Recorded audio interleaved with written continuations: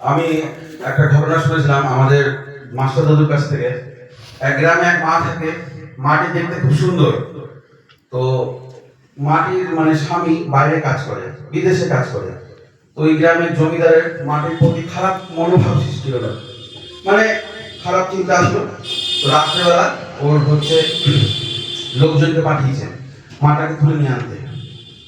তো রাত্রেবেলা লোকজন গিয়েছে, গিয়ে ওই মাটাকে তুলতে যাবে। তো মা আগেকার দিনে যেমন বাড়ি হয় উঠানে দেখছে একজন লাঠি নিয়ে ঘুরছে, লম্বা চওড়া পুরুষ, জ্যোতির্ময় পুরুষ উঠানে ঘুরছে। তো ওই লোকগুলো ভয় পেয়ে গেছে, ভয় পেয়ে জমিদারকে এসে বলে জানেন ওনার বাড়িতে একটা পুরুষ ঘুরছে।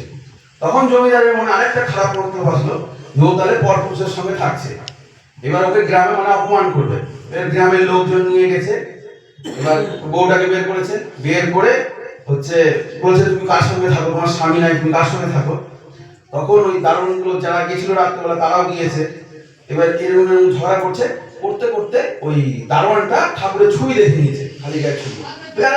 এই লোকটার সঙ্গে থাকতো, এই লোকটা ঘুরছিল, এই লোকটা এইভাবে লোকদের দেখাচ্ছে যে এই লোকটা ঘুরছিল। তখন পাশের বাড়ির একজন মা বলছে, আরে তুমি কি বলো জানো, ওটা ঠাকুর। এই সুমনের গল্পটা শুনছিলাম, শুনতে শুনতে আমার এই গল্পটা মনে পড়ছিল। এই যে ঠাকুরের একটা কথা আছে না, অদ্যাবতী লীলা করে সেই গোড়ায় কোনো ভাগ্যবান দেখিবারে পায়। দেওঘরে পূজনীয় সিপাহীদের কাছে দাঁড়িয়ে আছি, পূজনীয় সিপাহীদের গল্প করছে একটা মেয়েকে দেখিয়ে। ওই দিল্লিতে সে চাকরি করে, নার্সের সম্ভবত। তো যে রাস্তাটা দিয়ে যেতে হয় সেই রাস্তাটা খুবই খারাপ রাস্তা, অনেক রকম বাজে জিনিস হয় মায়েদের সঙ্গে। একদিন কাজ করতে করতে অনেক রাত হয়ে গেছে, সে ঠাকুরকে ডাকছে মন প্রাণে যে আজকে কিভাবে যাবো, এই রাস্তা তো ভয়ঙ্কর রাস্তা, এখানে তো বিভিন্ন রকম অপকর্ম হয়। সে বেড়াতে বেড়াতে একটা অটো চলে এসছে, ও সঙ্গে সঙ্গে অটো দুটো বলছে চলো, অ্যাড্রেস বলে দিয়েছে। এবার ও লক্ষ্য করছে মেয়েটা যে অটোওয়ালাটা বারবার লুকিং গ্লাসে পিছন দিকে দেখছে, মেয়েটাকে দেখছে। মেয়েটা খুব হ্যালো, তো মেয়েটা কি করেছে, বাড়ির কাছে এসে নেমে 20 টাকা দিয়ে সৎসঙ্গে আছি।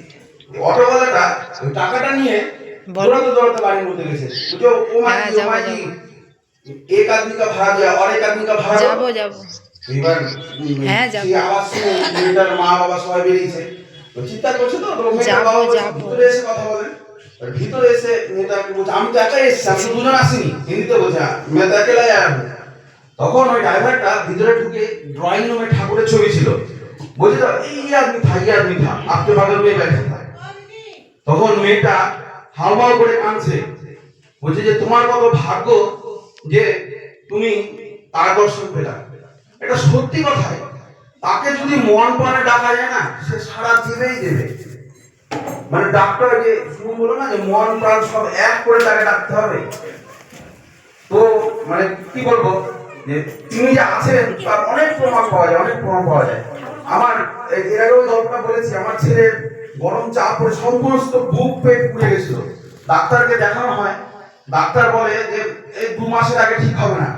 আমার আমার বউ বছরে একবারই বাবার বাড়ি যায়, ভাইফোঁটার সময় ভাইফোঁটা দিতে।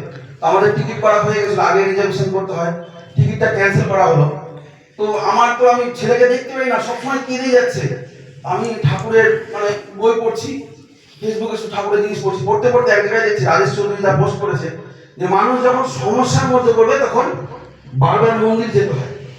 আর ছেলে তো রাত্রে কাঁদছে, ছেলে ঘুমাচ্ছে না। আমি বললাম না, আমি মন্দিরে যাবো। 3 দিনে আমার ছেলে সুস্থ, শনিবার দিনের টিকিট ছিল, 3 দিনে সুস্থ হয়ে গেল। 3 দিনে ওর ব্যথা জ্বালা সব কমে গেল। পুরা রাত শুধু কান্না করেছিল, ও লাফাচ্ছে। তখন আমার বউ বলছে যে ফালতু টিকিটটা ক্যান্সেল করলাম, যদি যেতাম ভাইফোঁটাটা দিতে পারতাম, এবার ভাইফোঁটাটা দিতে পারলাম না। তো আমি বলছি ও তো কিছুই চায় না, বিয়ের পর থেকে কিছুই নেয়নি আমার কাছ থেকে। হ্যাঁ, তাই বলছি যদি নিয়ে যেতে পারি। আমাদের টিটি আছে বাবলু, ওকে বললাম বাবলু কোনো ব্যবস্থা হবে? ও আমাকে ফোন করে টিটির নাম্বার দিয়ে বলে এসিতে চলে যাবে। ওর বাড়ির লোকও অবাক হয়ে গেছে। তো ঠাকুরকে ভালোবাসলে ঠাকুর এইভাবেই দেখে। আমি আমার বউকে সবসময় বলি, কোন সময় বলবো না এটা আমাদের সন্তান, সবসময় বলবো এটা তার সন্তান, আমাদেরকে শুধু দায়িত্ব দিয়েছে একে মানুষ করার জন্য। আর সবসময় একে শিখাবা যে তোর জীবনে কিন্তু সব থেকে আপন মানুষ হচ্ছে ঠাকুর। দেখো তাহলে আর কিচ্ছু শিখাতে হবে না। আচার্য বলছেন না, যা করবা ঠাকুরকে জানিয়ে করবা। ছেলে টিভি দেখতে যাবে কিনা, বলবো যাই বল ঠাকুরকে আগে বল যে ঠাকুর আমি টিভি দেখবো। এইভাবে শিখাবা, এইভাবে শিখালে সে খারাপের দিকে যাবে না। আজকে এই বাড়ির গৃহকর্তা যে উদ্দেশ্যে সৎসঙ্গ দিয়েছে পরম পিতার চরণে প্রার্থনা করবো যেন তা হয় এবং বাড়ির আশেপাশে সবার মঙ্গল প্রার্থনা করে শেষ করছি। জয় গুরু।